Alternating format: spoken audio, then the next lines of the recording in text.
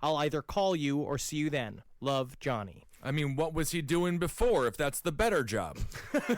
Long John Silver. Oh, I see. Oh, that is a better job. But Never mind. But a lot of the shit, it's like it wouldn't work out because it would sound like out of character for the person writing the letter. Totally forced. The handwriting would a lot of times be really shaky and weird. That's what they say. They were like, it didn't look like my son's writing. And then one father's been like, no. They never hire somebody to unload and load a truck. It's like there are unloaders and there are loaders. And then there are drivers. You don't take your loader and unloader from, Washington D.C. back to Houston. Like that don't make truck sense. It doesn't. And I know truck logic. All right, you keep a hamburger in the glove compartment in case you need to distract a dog. You keep a gun in your shoe in case you're getting raped next to a highway, and you always keep a mannequin head in the passenger seat so you can quit so you can kiss it when you miss your wife. That is kind of nice to do, isn't it? Yeah.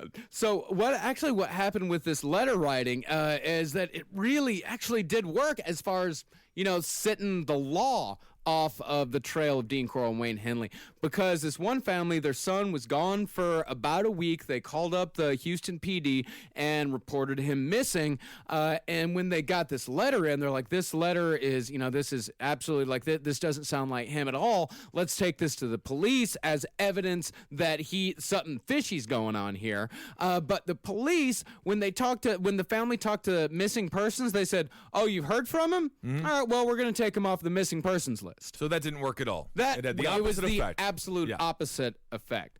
As far as murder method went, some boys were strangled, others were shot, some got both. One kid was shot in the chest and left to bleed to death in Dean's bathtub. Another got a bullet in the head from Wayne that entered his forehead and came out his ear. The boy survived and came to a few minutes later and was only able to get out the words, "Wayne, please don't." And that was before Wayne and Dean strangled him to death together. Another boy was accidentally shot in the jaw and bled out all day as he was tortured before Dean finally strangled him to death. Well, that was a very interesting thing, too. Brooks talked about that specific murder where Wayne didn't mean to shoot him, where Wayne came in and was fucking around with a gun, like laughing and they were like joking around with each other in front of two guys. They're all tied up, and the gun just went off and blew the guy's jaw off, which really must have distracted Dean Corll, because he's like, I can't rape this boy. He looks like Gina Davis from Beetlejuice. Yeah, I guess that's sort of a workplace accident where you're in the child killing business. Well, one boy, Mark Scott, tried to fight back. And with one arm tied behind his back, he grabbed a knife and swung it at Dean. He barely broke the skin. He almost got him. But that was before Wayne pointed a pistol in his face. Mark gave up, dropped the knife, and was immediately choked to death by Dean. And this right here is very telling, because you'd think that the kid who tried to fight back, the kid who showed some resistance, you'd think that Dean would take pleasure in torturing that boy in particular. But rather, he was the only boy that Wayne killed immediately before torturing. It's very interesting with Dean Corll, because Wayne says this after the fact, which you're going to hear now some details about the torture, which are pretty fucking rough.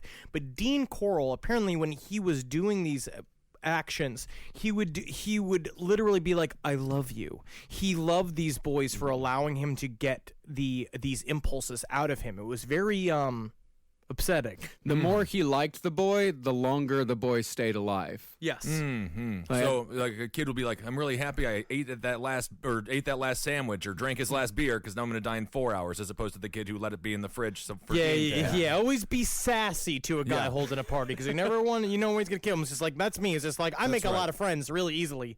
Man, I wouldn't want to have been on that sled. You'd be 7 days they would have kept you alive. Pee in a potted plant or something immediately. You make them laugh, though, and then you'll become an assistant. Yeah. Well, one kid, actually, he almost escaped through a kind gesture by David, who was like, hey, guy, why don't we get you out of here? Why don't we take you home? But the kid, when David was about to drop him off at his house, he wouldn't get out of the car. He said, no, man, I want to keep partying. Man. Let's go back to Dean's. And finally, David Brooks was like, fuck it. All right. He took him back, and Dean killed him. Oh, my. It's always leave earlier than you think. That's the other thing too. You don't always have to be the last guy at the party. That's what I would also say. It's sometimes cool to leave early. Yeah. Because it shows you got other things to do, and also sometimes you don't get tortured to death. Right. I think the last guy at all these parties was never left. They just never left. Yeah. They stayed there forever. Yeah. Now, the method of ending the life that these people used was fairly standard, strangle or shoot, but the methods of torture varied wildly. When police searched Dean's house, the first thing they found was an 18-inch double dildo. They also found extremely thin glass rods that Coral had stolen from Houston Power and Lighting. Wayne said that Dean would shove them in his victims' urethras and snap them off inside. He would also pull out pubic hairs either with his fingers or pliers, and perhaps most disturbingly, he chewed off the genitals of one boy who had made him particularly angry. And police said when they found the actual penis and balls in the mass grave, they could tell that it had been ripped off in one. Now, do you think that then the police officer then turned to the other guy and said, like, that guy should have had a Snickers? Yeah, I think that was right. He was actually Marilyn Monroe, but he was cranky. That's rough. Yeah. You know, I mean, that's how. Think about how mad you have to be. I mean, like to gnaw off a boy's genitals. You know when I could see it? Have you ever been on the bank? Like on the phone to the bank, and then you know that they're fucking with you on the computer, and they know they just have to press a couple of buttons, and they could get rid of all your debt, or they could really fix your problem. Like they put a hold in your card for some reason. You know they just have to go Control-Alt-Delete, and then all of a sudden your problems are over. So the thing that gets you upset enough to gnaw off the genitals of a boy is a mundane activity that all of us go through. Inconvenient customer service calls. That's it. That's it. Everyone goes through that. Otherwise, I'm easy breezy. Okay. Now, the victims' mouths were usually taped, but Dean would sometimes blast his radio to drown out any sounds that might be made in the commission of his crimes. In case you're curious, the biggest hits of 1973 included Crocodile Rock by Elton John, Frankenstein by the Edgar Winter Group, and the surprise return of the Monster Mash to the top of the charts in June of 1973. The last one kind of fits to the theme, I guess. But can you imagine just being next door to Dean and hearing like, "You do the mash, you did the mash." It's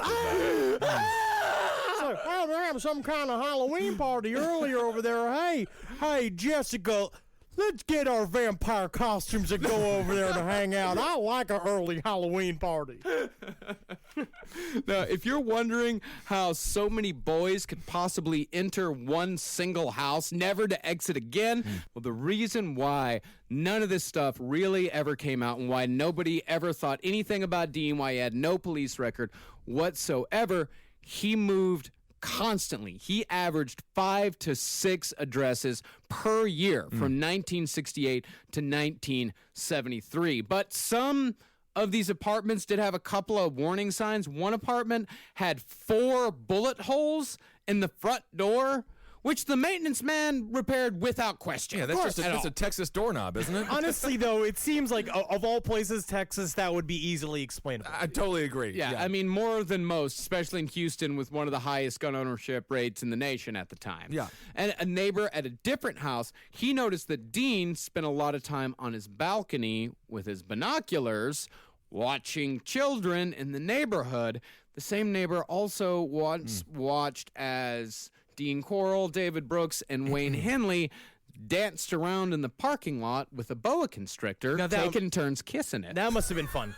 And, but neighbors said they said that about, they were watching them do this stuff, and they're like, I just kind of, they assumed that they all lived together. It's like, I just kind of assumed they all kind of were a bunch of boys, a bunch of roommates, like living together. And it's like, and I didn't really think anything was weird until they started kissing snakes. Yeah. And that was pretty damn queer. The boa constrictor, that's not the strangest thing they've done, not by far. No, they killed a bunch of boys. Right. Yeah, that's the part that really gets me going. Yeah, that's the weird stuff. If they stopped at the boa constrictor, I think they were a fairly fun-loving group of friends. Yeah, if they were a boa constrictor, then they're just a step away from the guy with the mesh shirt with the tarantula on it down on Coney Island. That's walking exactly around for attention. Totally. The guy with a cat in his head. Why not? That man will charge you $5 to take his picture. Yeah, I know. Yeah. I got yelled at once. But the apartment where Dean would do most of his killing would be his very last 2020 Lamar Street in Pasadena, Texas, in his father's old house. We'll pick back up next time with the last days of Dean Coral and the discovery of the bodies of 29 boys, 18 of which were killed in 1 year. What a monster. He's a tyrant and a terrible person. I gotta say, I'm not gonna say anything too bad about the victims, but a lot of those boys were not gonna turn out to be anything great. Well, that's actually who knows? that was Wayne Henley's exact justification. Right? Isn't for that it. fucked up? Yeah, that's what Wayne. That's exactly what Wayne Henley said during his confession. He said, "Oh, all them We're just boys, killing losers." He's like, well, they wasn't any good, and no one's really gonna miss them anyway. So yeah, we're just fuck it. Who cares?" No, that's not right. They had a bright future ahead of them. This is the greatest country on earth, and you can be poor, you can grow up poor, and then you can be president one day. I'm sorry, your monocle fell off. Oh, is that right? Yes. Isn't that something? Well, I mean, for the most part, he was right. As far from what I can tell from my research, there were, out of the 29 boys that were missing, 5, maybe 6 families put any effort into looking for them. No, they just assumed they all ran off. Yeah. Everybody or just, they were, and a lot of them were happy. They're like, well, I don't got to deal with that little piece of shit no more. It is. It's a rough story. Yeah, it's a real rough story, and it's only going to get rougher next episode. All right, so that's part 3 of Dean Coral. How exciting. I want to give is. some thank yous real quick. Yeah. Thanks, first of all, to research assistant Sammy Coughlin for all of her hard work on this episode. She really bit the bullet on a couple of these sexual sadist stuff. She's the one that found that clip of the pedophile at the very beginning. We had watched a documentary back in the day, and Yeah. I didn't remember it until I had rewatched it because you said that clip in the outline, and then I rewatched the whole documentary, and I was on a plane.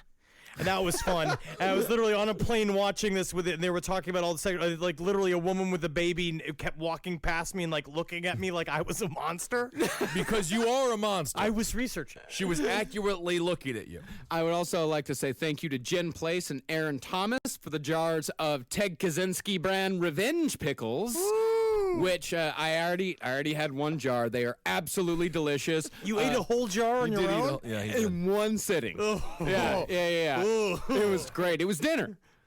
Pickle dinner. God help You guys me. never had pickle dinner? It's not a thing, Marcus. No, it's not a thing. Pickle dinner is totally a thing. No. I'm not a bone-laden lizard dude. Yeah. Well, things are going a little different in life than they have been, so pickle dinner's the way we're living these Man, days. you're free. That's what you are, man. That means you're free. We recorded a Mexican restaurant. I love pickles. Also want to thank Tom Bacon for the wall-mounted deer antlers that he sent me, which I will mount above the door to my room to ward off evil spirits. Hell yeah. And definitely thank you to Aaron in Georgia, who crocheted us 3 Lil Cthulhus. They're pretty amazing. cute. Yeah. And also, little Cthulhus. Holly Super Carton. Holly Carton, we got the print of the H.H. Holmes house diagram that you sent, and it's fucking incredible. It is amazing. If you could get that, if you could buy that puzzle, if you're into it, buy a puzzle. The details on it are insane. Yeah. It's really fucking cool. Yeah, it's a beautiful piece of art. And yeah, anybody out there that's looking, just type in, I think probably H.H. Holmes Murder Castle print, and it'll come up. It'll be the first thing on Google. Fantastic. Definitely go pick one up if you can. Yeah, thank you so much. It's beautiful. It is. Now, make sure you follow us on Instagram at LP on the left. It's fun. That's right. You can also follow Henry Zabrowski on Twitter at Henry Loves You. Marcus Parks is at Marcus Parks, and I'm at Ben Kissel. Actually, go ahead and follow me on Instagram. I use Whoa. Instagram more than anything else Now these he's days. doing it, yeah. Yeah. Hey, this is funny. I don't know the password. I lost my password, and I can't find it. Huh. So that's why I'm stuck to Twitter and Facebook. I'm at Marcus Parks on Instagram. Please go follow me. It's fun. It's fun. I'm at Ben Kissel 1. It's just bagels and dogs. You literally have I like have 7 pictures, and then like one is like of a tombstone, like an empty tombstone that you said insert quote here. Yeah. So that's kind of exciting. And go check out my new music show, The Lucky Bone Show. That's right. And check out all the shows that Marcus and I do. The Roundtable of Gentlemen with Holden and Eddie and Jackie and Kevin Barnett. You'll love that. Ablingen's Top Hat for politics. It's very fun. Continue on with the sociopathic themes that we touch on here on last podcast. Yeah, and check out my character special on Netflix March 11th. Yes. And we'll see everyone in Baltimore. We sold the fuck out. I can't believe it. Yeah, awesome. we sold out the show. So Yeah, man, this is fucking great. We'll see all y'all in Baltimore on March 5th. And It's going to be fucking sweet. This Saturday, we have our live show right here at the Creek. Yep. Yeah, and I'll be here for that fucking shit. Yes. Fuck yeah, dude. Yeah, go to creeklsc.com to get all of the details for the next live show. Hail Satan. And the Patreon page, of course. Yeah, and of Thank you course. guys Yeah, so yeah. much for all that you have given to us. Thank you so fucking much. It's amazing. Halgi. All right, hail yourselves. Make gustulations. Yes, please. Magustalations. All right. For more shows like the one you just listened to, go to cavecomedyradio.com.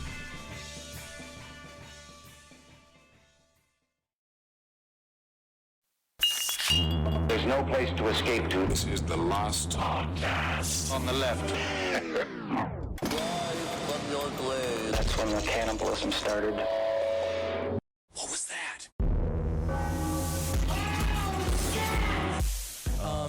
Marcus, I'd like to begin this episode with a trial of you. I'm sorry about this. Is he on the Wait, stand? I have to question and needle you about your consumption of Indian food. See. I have heard you talk about it on 3 different episodes of 3 separate podcasts. Yeah. How much Indian food you eat? How much do you eat, Marcus? I ate it yesterday and the day before. That's a lot of days. I am going to say, on behalf of your asshole, I'm now declaring myself the little mayor of your asshole. Wow. It was a rough morning. Please Oh my stop goodness. the flood of Vindaloo. Please stop the Well, terror of Grandma Honestly, I'm going to Marsala. come. I'm in defense of your stomach. Keep it coming. I love this stuff. I don't care what the butthole has to go through. It's too many spicy And I'll also creams. be, on behalf of your taste buds, more, please. I just feel like Indian people have got the guts to handle the creams, but you got fiery devil creams. He's a Texas boy. Texas. They don't eat creams. Anyway, this is the last podcast on the left, everyone. I am Ben Marcus Parks. We got H-Bone here as well. Man, it is cool in the new studio. Ooh. That's right. It might sound a little bit echoey to you, not up to usual standards, but we are in a new studio. We're still going through our transitions, and stick with us, and everything will sound great going in the future. Changes. I am wet. Yeah. You are soaking wet. Thank you for complaining immediately. I'm not complaining. Actually, I wouldn't even say I'm complaining. I feel like it's energy. Like I'm slick for the radio. It's actually like back in the day. Right. We got too comfortable. And now that this is nice, now it's feeling like back to my roots. That's right. I'm sitting in a puddle of my fucking nut vindaloo. No one wants to hear about it. Okay, so we just did a 4-parter on Oklahoma City. We've had some intense subject matters the past What's couple of been months intense about it? past couple of weeks. That whole bombing thing with the children. So we decided to do a little palate cleanser and just read some creepypastas and hang out. Big fat Italian man just sucking in a bunch of noodles, but what are they? Souls. Big fat creepy pasta. Oh my God, there's go spaghetti.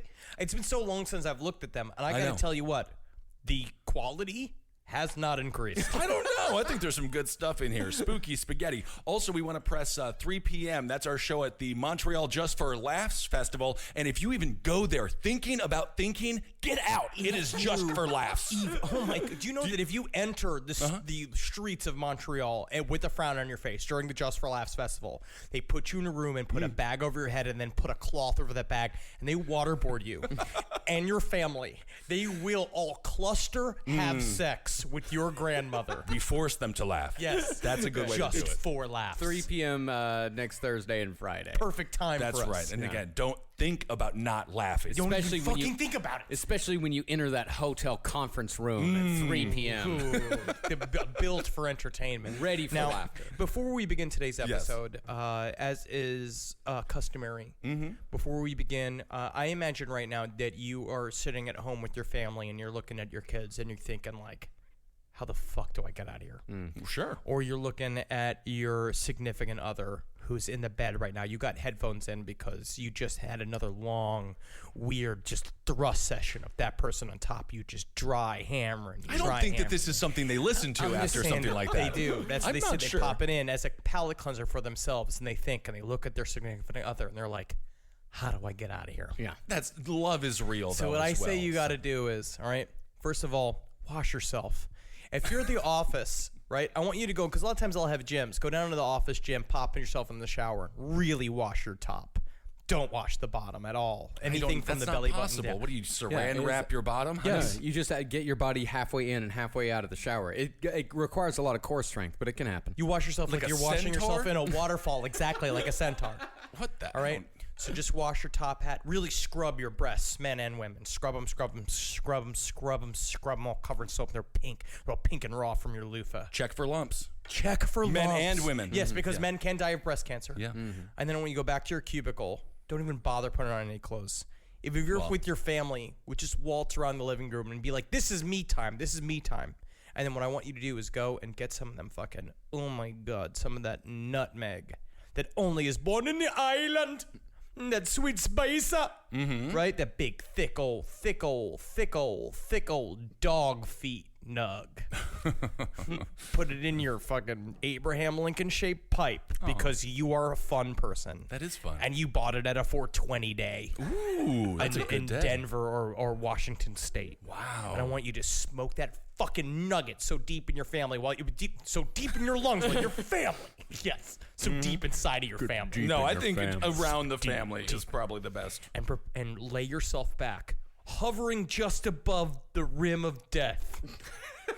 And prepare to be spookified by some creepy pastas. Now I just want to have now I just think about Pomeranians.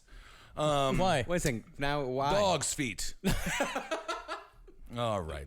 Well, I'll start it off here, and don't worry, my skills at reading creepypastas have gotten worse. So let's do this one. This is called, I believe it's called Dear Reader, which is kind of an exciting subject. And that's to you. It's nice that the Actually, I think it's to you if It's you're to reading you. it. You're the reader. That's what I'm saying. No, it's to me, but I'm saying it's to the reader.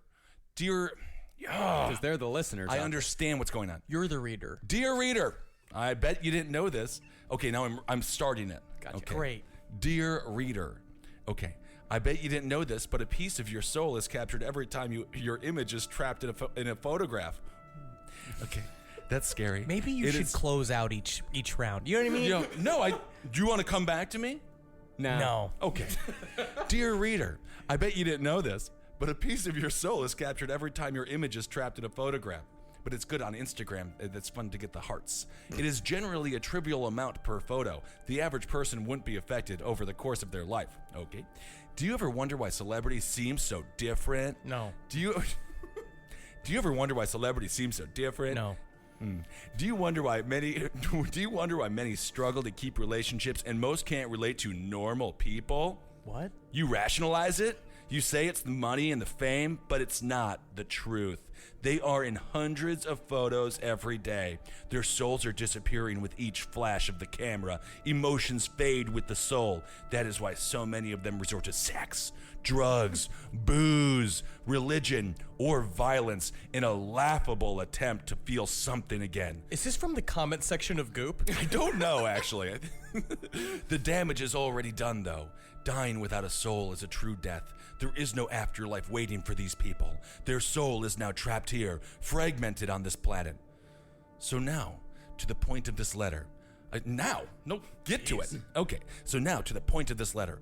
I remember standing at Hell's Gates preparing myself to spend eternity there, but at the last minute, I was offered a seat in heaven with one condition. I had to return to the living as a new man and find a way to thin out the exponentially expanding crowds in the afterlife. I think I succeeded. Best regards, Walter Ruff? Though you may be more familiar with the name I was given in my second life. Mark Zuckerberg. No! Zuckerberg! That is amazing. Mark Zuckerberg is slowly stealing the souls of all of us. He was sent to heaven and sent back to Wow. earth to take all of us down. Wow, that is. Yeah, because heaven's running out of room, as is hell. Tell me about it. When I look around here, because that's what I keep saying. People are getting better. That's for certain. Everywhere I go, I'll be like, man, everybody's just great out there. Yeah, in no way did we just get into a screaming fight today at a hardware store with Over someone. a drill that he sold us it was obviously a used drill that he just repackaged inside of an old box. You want to get nasty? You want to get nasty? I can get nasty. You want to get nasty? He was got my nasty. character from the characters. He was Right. which is kind of fun that it's real. Are you prepared to get scared? I'm feeling Are prepared. you all right to be afraid? My breath caught on my chest, cold air drying my mouth, leaving my tongue numb. My eyes strained to see through the fog, my legs moved as fast as they could, my heart beat quickly against my ribcage, all while my mind was completely blank of any coherent thoughts except one: run. The forest whipped by me, shadows clawed at my heels. The moon did little to illuminate the trees. My torch had finally gone flat. I thought this was a bad idea, coming here on my own. I knew this was a bad idea after I found that first page, then the second, then the third. All of them were warnings, but I also knew I had to come. Ever since I started getting sicker, seeing shapes, feeling eyes, hearing voices, coughing up blood, I had to come to the place where it all began. The day I saw the tall man with no face, watching me with no eyes, calling to me with no voice. How? I don't know. I don't know how one calls to someone without a voice. I continued running until I simply couldn't go any further. As my adrenaline wore off and my body decided the danger had passed, I slowed until I stopped. Almost immediately, my legs gave way beneath me and I hit the ground hard. Laying on my back as I attempted to catch my breath, I licked my lips. Maybe it was finally gone. I heard a rustle in the bushes nearby, and the back of my neck prickled. I sat up, still panting. I couldn't see anything. A cold breeze tickled my skin, sending a wave of goosebumps over my body and chilling me to the bone. Then a voice, like static from a TV, whispered in my ear. I jumped and, still unable to see anything, grabbing the tree as I was leaning against, I pulled myself up, but when I was halfway there, my head hit a branch. Something wasn't right. That was too low for any branch. I turned to look at the tree and my eyes widened. That wasn't a tree. That was a tall, slender man in black. And even worse, that wasn't a branch. That was a huge, and I mean huge, bulge in his pants. I gasped and tried to step backwards, craning my neck to see his face, a white head with no features. I ended up kneeling before this thing with my body restrained by strong tendrils. I tried to cry out and I was immediately silent, struggling for breath. And after a few moments, the grip was relaxed, albeit slightly, and a pale, white hand appeared. Its long, slender fingers wiped a few strands of hair from my eyes. His featureless face seemed to be watching me. For a moment, it felt like we were connected in some way, like this was meant to happen. All too soon it ended, and the hand moved to his pants, pulling them away to reveal his erect member. Oh my goodness. I struggled as my face was forced against it. My lips were pressed to his tip, applying pressure as I refused to give entrance. I felt a tug at my own clothes, and they were ripped away, revealing my body to the harsh cold. I gasped, and I was forced backwards, taking half of his member into my mouth. I almost gagged on just that. As he slowly moved my head back and forth, his member throbbed inside of me, and gradually, I was getting used to this foreign object in my mouth. This goes on for 3 more pages. This is erotica. Yes. You've managed to take spooky spaghetti and make it erotica. This is Slender Man erotica. Slender Man slash fic. Wow. It's technically also- called Creepypasta Lemons, and I looked this up, and I started researching more and more into Slender Man, and I found out he's got a whole world of dumb shit that's out on the Really? internet, and that's the reason why those 2 little girls murdered their friend. Was they attempted to, yeah. They stabbed their friend because they believe that Slender Man lives in a mansion, and he's got these things called proxies that are like his slaves, and I guess, according to these Creepypasta Lemons, he fucks a bunch of them. I guess so. It also kind of sounded like a Hollywood producer running away from Brad Garrett as he constantly asks if they're going to come back with Everybody Loves Raymond. coming back? All right. But That is spooky stuff, though. you're not hard? Not even remotely. Oh, I'm not answering that. Is that a branch? I also, I have real ones if you want me to read them as well. Well, you lost your turn. All right. Yeah, now it's Marcus's turn because you wanted to read erotic Slender Man fan fiction, I guess. Slash fic is Slash- the I see. technical term. It's lemons is the term I said. That I guess that means because it has penetration in it. Oh, okay. I don't even want to get into why that is that. All right, this story is called Instant Messaging. Oh man, I remember that from when we were in high school. Oh, yeah, AOL. It all started on the 14th night of March, the night of my parents' 20th wedding anniversary. It was a wonderful, sunny day, if memory serves. Surprisingly warm, for before the beginning of spring. The beautiful weather was perfect for the atmosphere of the day. Being married for 20 years is obviously a momentous occasion, so my parents had booked a table at our favorite Italian restaurant. Olive Garden. Without a doubt. That's the best part, because never-ending soup and never-ending bread. Oh, yeah. Of course, this was a formal occasion, so I had my best suit on. It was 5:33, and I was just straightening my tie when the phone went off. I'd received a message. That's strange, I thought. That never happens. How sad is this guy in a suit in an Olive Garden? Got a message. He's just like, what? What? Why? Someone, a notification. What is going on? Is there a ghost in the machine? I checked the message. It was from my mom. It was quite a jumble of numbers and letters, but through the vocabulary stew, I could make out one legitimate phrase. Please help me. Oh, that's a good one. It should go without saying that this worried me greatly, so I immediately replied, "Are you okay?" Just as instantly, I got another text which read, "Oops, pocket text." It happens. I sighed with all the relief I had and continued to prepare myself. Is that all the relief you have? Okay. Is that Slender Man's branch? Get off of Slender Man. Branches. Put your pants back on. A few minutes later, I received yet another message, this time from my dad. I checked the text, and once again, it was a massive mixture of letters and numbers with the phrase, "Please help me," concealed within. Creepy though this was, my dad was always a joker, so I presumed he was just joking around, until I was sent another text saying, "Oops, pocket text." Maybe it's your butt talking about trying to get help from all the Indian food you eat. Just by ashes covered in pimples, and that's how it's touching all the QWERTY keypad on there. Because I know this is sending all these butt texts. Now this sparked panic. Pure, unmistakable panic. Exactly half a minute passed when I received the exact same two messages from my sister. This could not be coincidental. It just couldn't. In a state of sheer anxiety, I started to run to the restaurant. I made it about a quarter of the way before I was stopped by a police officer. "Main road's closed," he said. "Huge car crash." Car crash? I think he said car crash. Oh. Yeah. "Main road's closed. Huge car crash." Car crash. Car crash? No, car crash. This was the exact moment I realized just what had happened. I demanded to see the wreckage, a request which I was surprised was allowed.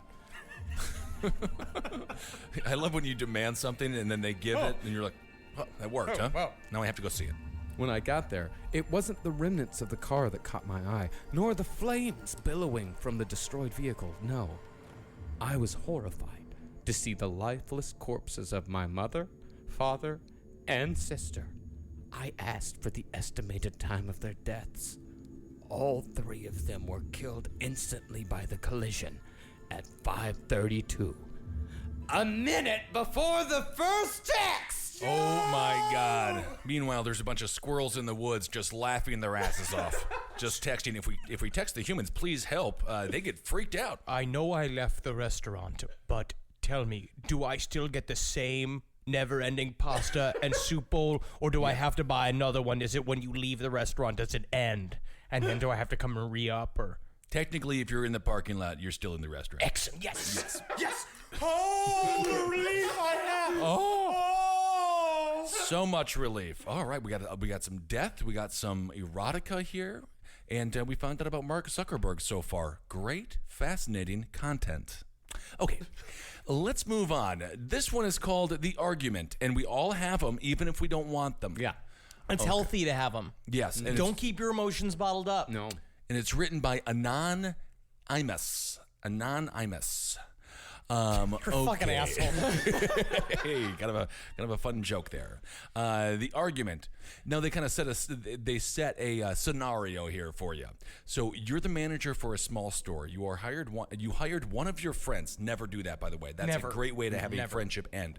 And you just found out that he's been stealing from the register, stealing stock, abandoning his post to visit with his girlfriend in the back room while he's the only one on duty. And the argument you had with him at the office just didn't settle it for you. You pound on his door. When he opens, he goes pale, soils himself, which means pee-pees himself. He literally pisses himself. His friend, your friend. Apparently, you are a very aggressive general manager of what can only be a Ace Hardware. Yes. Okay. So he paled. Can you imagine opening the door and just seeing one of your friends and you urinate? Maybe you shouldn't be friends anymore. But he goes pale. He soils himself and staggers back, gasping for breath. It doesn't impress you. Oh, you're like a real Shania Twain. You're like, that doesn't impress me much. Okay, it doesn't impress you, really. You figure it doesn't impress you, really. You figure he just thinks you are showing up with the cops until you step through his door and glance to the side, where you get a good look at yourself in the mirror. Or at least the parts of you that are still recognizable after that shotgun blast that your friend gave you at the end of that argument. So I don't really understand. it's a shot. You're dead. So you've your been friend, dead. the argument. You're dead. So why is you're it the, telling- You're the vengeful ghost that's coming You're back. the vengeful Why is ghost. the story telling me what I am if I know what I am? Because you didn't You didn't know 'cause you had to didn't look in know. the mirror. Because your friend pissed himself, and He you're like, pissed himself. why is he pissing himself? You know what? I'll just reread it. You're the manager of the small store. no. You I think hired I one of your understand. I think I friends. understand. He's stealing everything. The conversation I ended guess. with Now him I shooting understand. again. Now I understand. Doesn't impress you, really? You're like a little Shania Like a Shania Twain. Yeah. Okay. Cool. I like that story. So this is also a letter. If this turns into erotica, you don't get a chance to make it scary. I would never do that. Why are you? It seems like it does turn into erotica. No, I would never do that. Why would I ever do that? You were one of Slender's new proxies and went by the name Heartless as you took your victims' hearts. At the moment, though, you were sat on the couch watching Ben play his video games. Did you write the name in there? No, it says Ben on there because Ben is one of the famous proxies in the creepypasta world. Really? Yes. Well, it's an honor to have my name used Yeah. as a creepypasta proxy when it comes to Slender Man penetrating my mouth. Hey, peanut butter bitch. That's what it says here. That's the person who wrote it. You turned and grinned as the twitching boy known as Toby skipped. Yes, skipped into the room. Hey, Toby, what's up? You asked. Slender wants to speak with you in his office, he chirped. You got up and ran up to Slender's office and walked inside, but you were confused to find it empty. You spun around when you heard the door click, and shut behind you, you saw Toby standing in front of the door, blocking the only exit. Toby's like a super famous proxy of the world. I'm following. Yeah. I don't get it. Toby, what the fuck?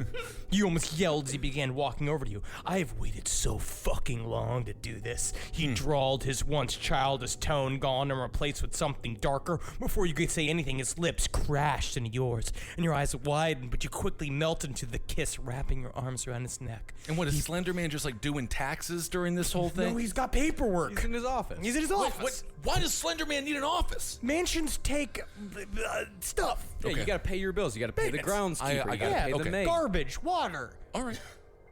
He pulled you closer, and you can feel his crotch swelling, and with each passing second, until you couldn't take it anymore, and you unzipped his jeans, pulling them down. And you crouched so you were eye level with his growing member, the material of his boxes, the only thing keeping it away It's from you. similar to the last You one. smirked and nuzzled his crotch, making him moan in pleasure and groan in frustration. You teased him like that a little longer until you decided to pull his boxers down so they were around his ankles and his full length was out. What is Slender Man doing this whole time? He's fucking filing his taxes. Oh, so this isn't Slenderman that's This being is just blown. erotica. This is just So this is a is penthouse Toby 4. or Ben being blown? This is Toby. Okay. By me. I don't like Your wait, eyes. is- It's by peanut butter bitch. Peanut butter bitch. Okay. Yeah. Your eyes widened at its sheer size. It was exactly 9 inches, if not more, and he chuckled, like what you see. And you smirked up at him, not as much as you're gonna like this. And as soon as you finished that sentence, he took his whole dick in your mouth, and he gasped in pleasure, putting his hand on the back of your head, and he began bobbing your head on the tip of his cock, pressing against the back of your throat, threatening to choke you as he picked up speed, his moans filling the air.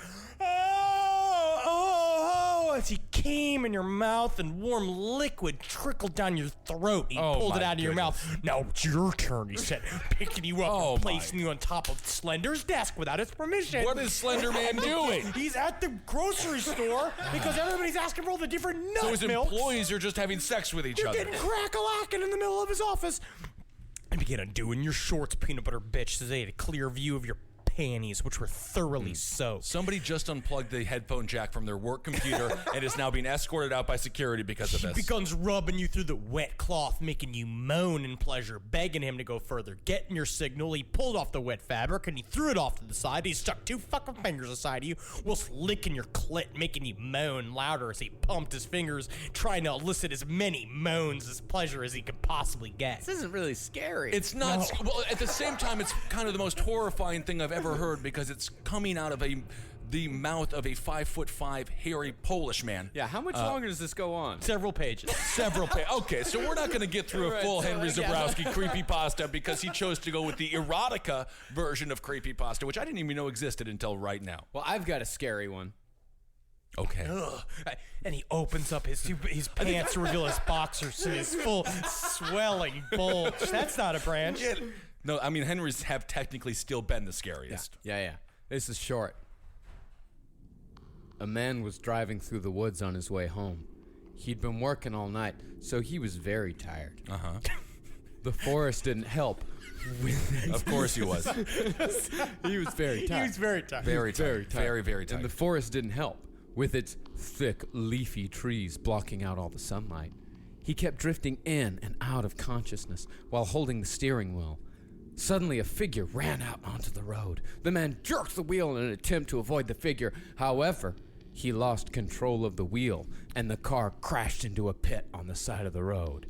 Luckily, besides a few minor injuries, he was still in one piece. He stumbled onto the middle of the road to signal for help, only to be hit by a car. Stop it, Marcus.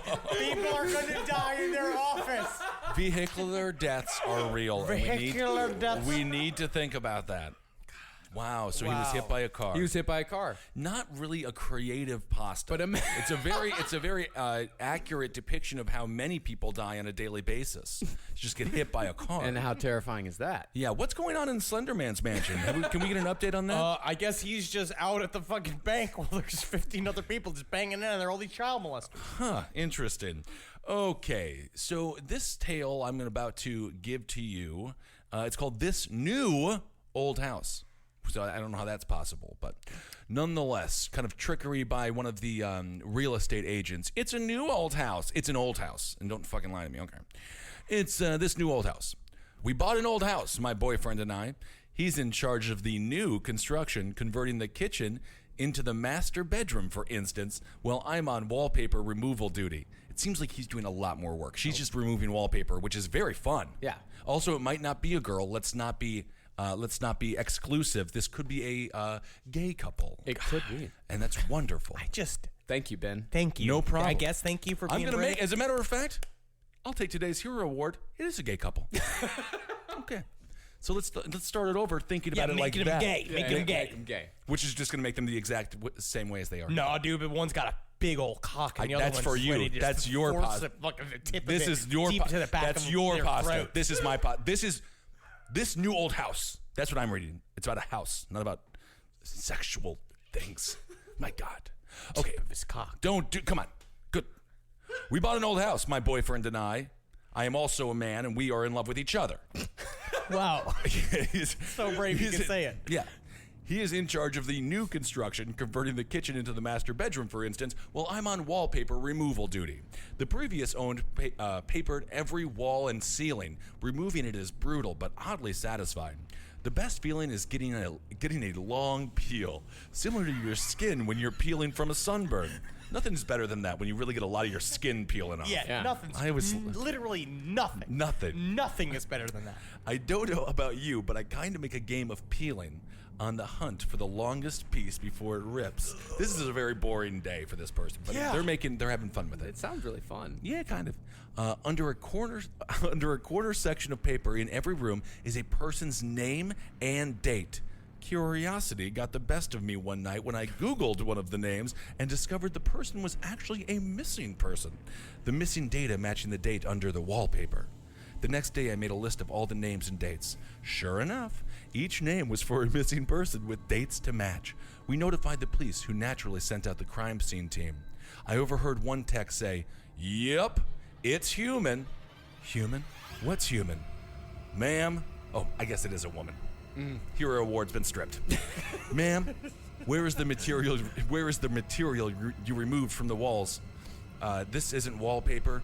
You were removing. Let me do that again, because that's a big line there at the end. Yeah. Ma'am, I just got thrown off because I'm going to say man. It's going back. Man? I'm putting my hero badge Just back on. say, sir. Sir, where is the material you removed from the walls already? This isn't wallpaper. You were removing. It was human flesh. Human flesh. So you didn't know you were inside a big person? I don't know. I think they wallpaper. I think that he used It's a wallpaper metaphor. of his. No, I think he actually used the skin of his victims as wallpaper. Which is a horrible wallpaper. Oh, yeah, very bad because of the smells. Yes. Today's sponsor for Last Podcast on the Left is ZipRecruiter. Are you hiring? Do you know where to post your job to find the best candidates? Finding great talent can be tough. Thankfully, with ZipRecruiter, you can post your job to 100 plus job sites with just one click. Then their powerful technology efficiently matches the right people to your job better than anyone else. That's why ZipRecruiter is different. Unlike other job sites, ZipRecruiter doesn't depend on candidates finding you, it finds them. In fact, over 80% of jobs posted on ZipRecruiter get a qualified candidate in just 24 hours. No juggling emails or calls to your office. Simply screen, rate, and manage candidates all in one place with ZipRecruiter's easy-to-use dashboard. Find out today why ZipRecruiter has been used by businesses of all sizes to find the most qualified job candidates with immediate results. And right now, our listeners can post jobs on ZipRecruiter for free. That's right, free. Just go to ZipRecruiter.com/LEFT. That's ZipRecruiter.com/LEFT. One more time, try it for free. Go to ZipRecruiter.com/LEFT. Because I'm going to switch this up now. Okay. Switch gears. Switch the gears. Gosh, I can hardly contain myself as I write this testimony about what happened to me. My entire body is starting to tingle and go Doesn't numb. seem like you're switching gears. No, it's switching gears. Exact When is same it? gear. You'll see. As I relive this wonderful, wild fucking again in my memory, he's right. I've been extremely horny ever since our camping trip. I know he does not believe me, but obviously you would have had to have it happen to you to believe it. Sure. So yada yada yada. It's camping season, and she's out with her boyfriend, and they're camping. Okay. I was awoke in the middle of the night. My bladder was reminding me to go find the restroom. It's a strange way of saying you have to go pee. But yeah. Bladder is reminded me. Reminding me bladder's like a reminding me filthy again. assistant. My assistant's all filled with shit and piss. The bladder's like on the phone. Don't forget to remind her we've got to pee. James was sleeping soundly, like always, so I didn't bother to wake him up. It was a warm evening and a full moon. So I went out in my nightgown and flip-flops, and I could see something with the moonlight. I had nothing on underneath since I took off my bra and my panties before going to bed. I found the flashlight and eventually found the restroom at the center of the campground, and I just sat down on the stool and put my flashlight on the floor when I heard a noise. Wait, she's camping and she's sleeping naked? And just your panties and her bra. I sleep naked no matter what. Camping? Yeah. Oh, the bears will attack. You can't sleep naked while camping. Only if you've got periods coming out of you, or you scratched your butthole on a pine cone like maybe you and Carolina in your forest adventures might have done. My first thought was that I was sure the door had closed fully behind me and latched, thus locking behind me. As I sat there peeing, the doorknob turned and the door opened slightly. At this point, I was done peeing, but I was sitting there scared of my wits that a bear or a raccoon or a camper Ooh. was coming in. There's a big difference between a bear or a raccoon. Yeah. I'm much less scared of the raccoon. And a human. Yeah. I'm actually more scared of a raccoon than a bear because of their diseases. Oh, stop it. They're nice and they're fun. Now, this is the part where James does not believe me. In walked in the biggest, hairiest, what looked to be a man that I have ever seen. And from what I could see with my dimming flashlight, he was at least 7 feet tall and fully covered with hair from head to toe. He kept sniffing the air like a dog on a scent. He was grunting something at me, and before I could let out a scream, he lunged forward and grabbed me up off the toilet. His two hair-covered hands completely enclosed around my waist. My face was pressed into his hairy chest, and as I was screaming bloody murder into his smelly hair, my screams were muted. As he rushed me out the door, I noticed from the corner of my eye a woman standing there with her flashlight. Her face lit up just enough that I noticed the astonished look on her face as my kidnapper carried me off into the thick forest. Is this Now- Yeti smut? Now, from what I do could not make want to of, listen. I switched it up. Now, from what I could make of it, as he leapt and bound, the thing carried me over the next ridge and down to the rocky ravine.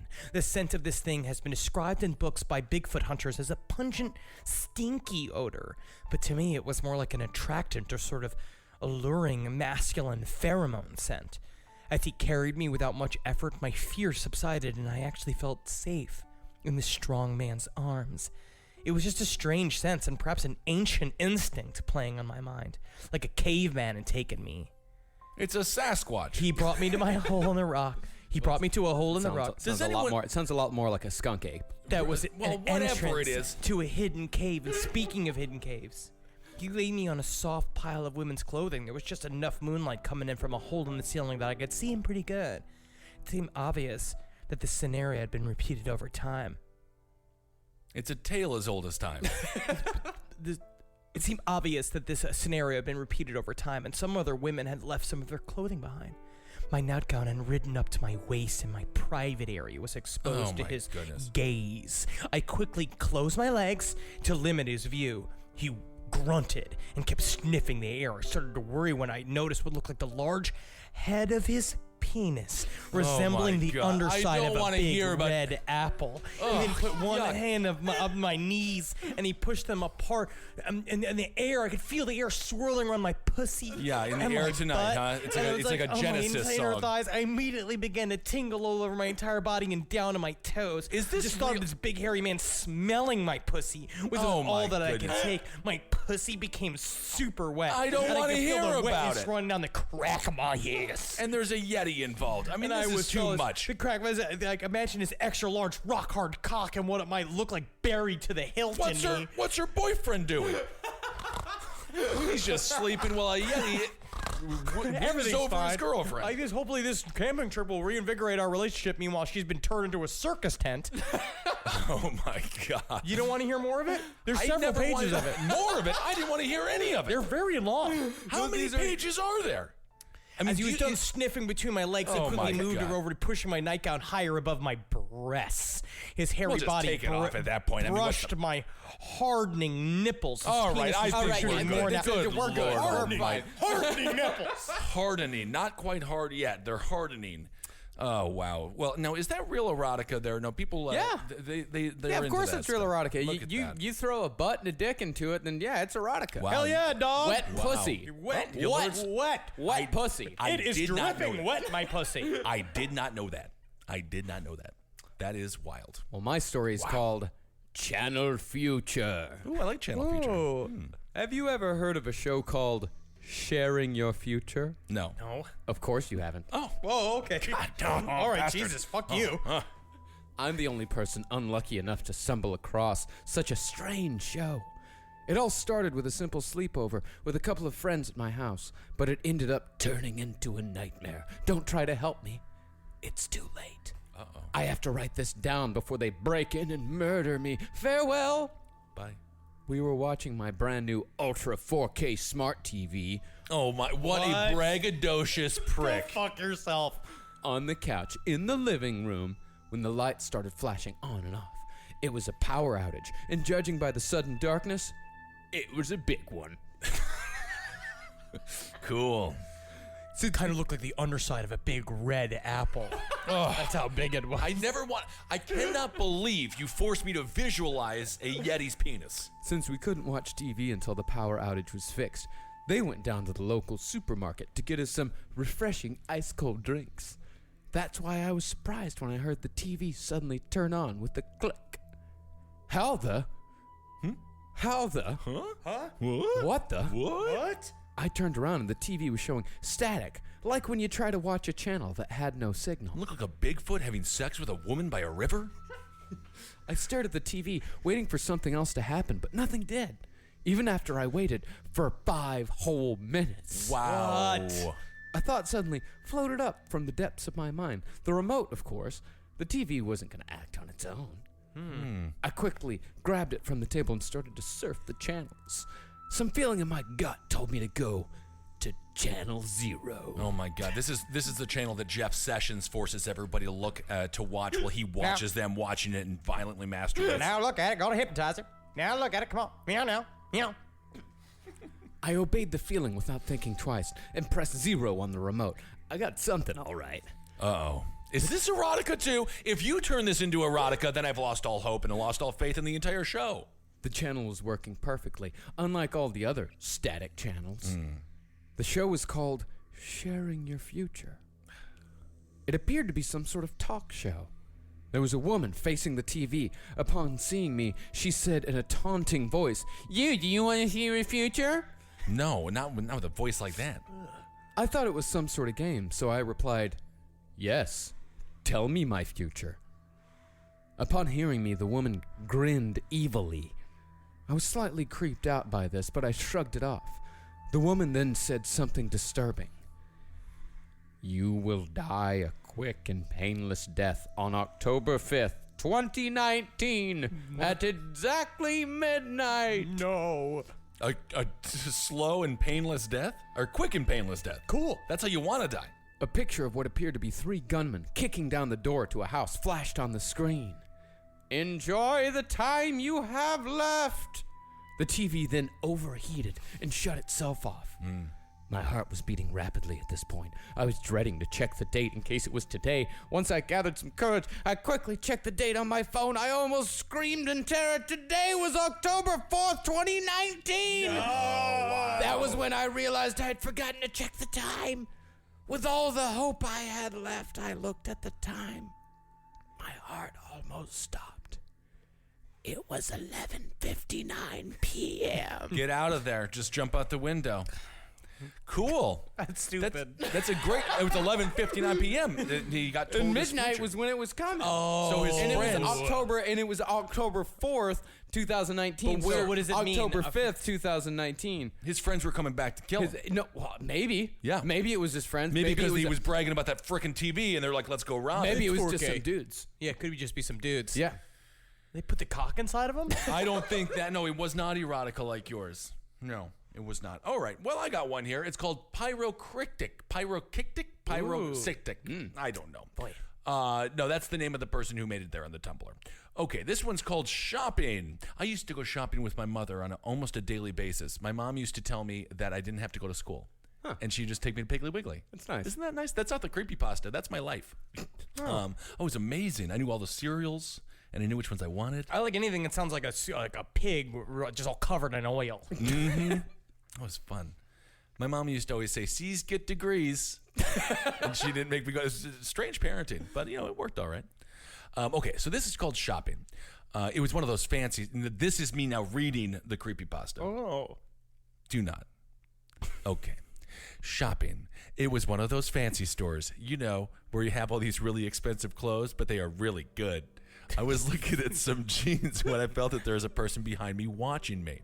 Now, I'm sure you agree that there is nothing worse than a salesperson following you around and watching you. There is nothing worse than customer service. I do not like being tailed. Okay. Although I think that your stories, everyone that you have read, Henry, are much worse than Yeah, having good 'cause customer service. These people are really getting tailed. Like they're getting tails. Yep, are sort getting all of. Thank filled you. Up, I don't even filled know with why. Slender I Man, don't big even know why I cock. bring it up. Okay. Now I'm sure you agree there's nothing worse than a salesperson following you around and watching you, like you're some kind of potential thief. I guess for them, everyone is, but it's very disturbing.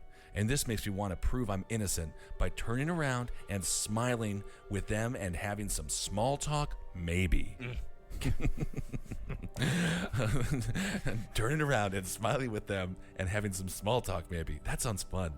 But I just kept on looking at the jeans, trying to ignore them. This one, when I was really fat, my jacket size was 54 portly. Yep. I remember that salesperson. He saw me coming. Yeah. And this was a big and fat store. And he's like, I got one. It was like, what's the name of that Moby Dick? Yeah, the Ahab. I'm the walrus. I'm the walrus. Walrus? I'm the walrus, but I believe it's a whale. That a is whale. Paul McCartney. Yeah. Okay. No, it's John Lennon. Cuckoo, cuckoo. I am the walrus. I am the walrus. Shut up, Donnie. I love that from the Big Lebowski. Okay, so now she's just looking at the jeans. She's trying to ignore this salesperson. This went on for several minutes, and the person was just standing there watching me. A part of me wanted to turn around and confront them, and another part just wanted to run out of the store. But then I was thinking, why should I leave? I'm just a customer looking at jeans. I didn't do anything wrong. I hate this customer so much. I had every right to be in the store, so I kept on looking at the jeans. You want to buy something at some point, I would hope, but anyway. But I really couldn't concentrate on that. I kept thinking about the person behind me and how annoying that is. So finally, I plucked up the courage to confront them, to ask them to please let me do my shopping in peace. I turned around, and it was a mannequin. God, you can be so stupid sometimes, I told myself. And that's when it blinked. It blinked. The mannequin blinked. It's one of those blinking mannequins. I hate blinking I mannequins. hate blinking mannequins. It's like I know they're trying to make it more real, so I want to buy clothes that they're wearing, but at the same time, oddly haunting. Yeah. His penis actually did a U-turn my inside God. of me. Can we- I reached inside his hair to How his does a ass penis and do a squeezed his U-turn? structure. Look at it. You just have to get to this one bit because I love this. His cock had locked into me and it only moved an inch at a time in and out. I was so filled up and it was so tight in me that his humping was pushing my entire body back and forth on a pile of clothes. It was absolutely fucking credible. I wrapped my legs around him tightly as I was fucking his massive, this still the barely Yeti? fitting cock as best as I could. He tensed and hardened, and I could feel him harden as his shaft pulsed. But because his cock was in a U shape inside of me, the head of his cock was pointed out at the entrance of my slit, and when he came, it drenched